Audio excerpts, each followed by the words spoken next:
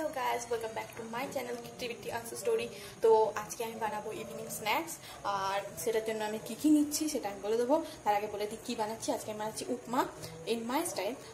মানে উপমা অনেকে অনেক রকম বানায়, বাদাম দেয়, অনেক কিছু দিয়ে বানায়, কিন্তু আমি এটা আজকে শুধুমাত্র ভেজিটেবল দিয়ে বানাচ্ছি উপমাটা। তো তার আগে আমি বলে দিই কি কি লাগছে। সবার ফার্স্ট আমি নিয়ে নিচ্ছি আলু, ক্যাপসিকাম, ক্যারট, টমেটো, লঙ্কা, পেঁয়াজ আর সুজি। কি হয়ে গেছে?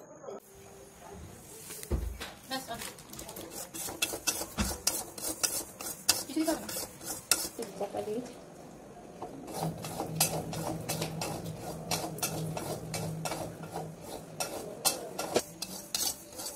অনেকদিন আগে লাগে মোটামুটি।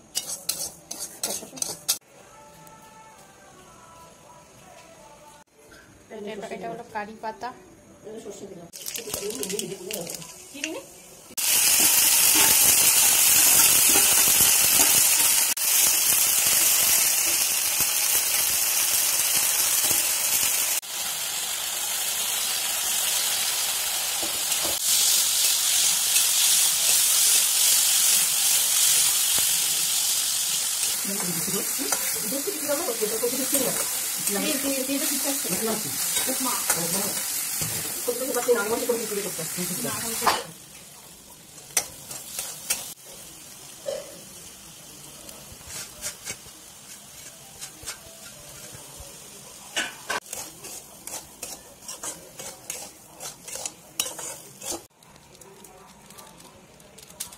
এক গ্লাস জল লাগবে তো।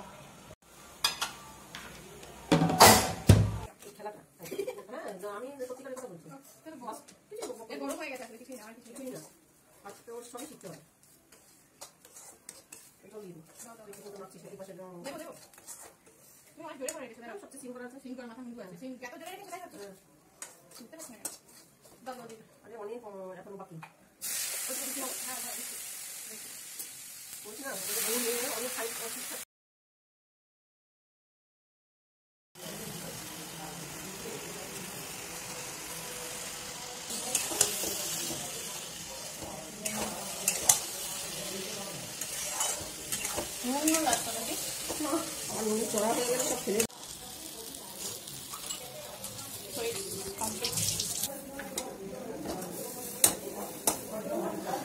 মোটামুটি কমপ্লিট হয়ে গেছে।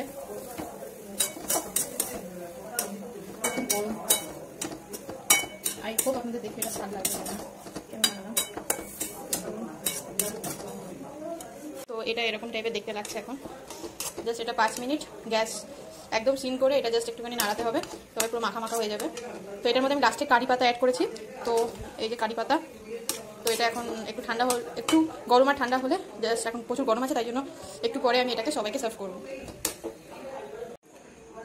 ফাইনালি ইটস ডান উপমা।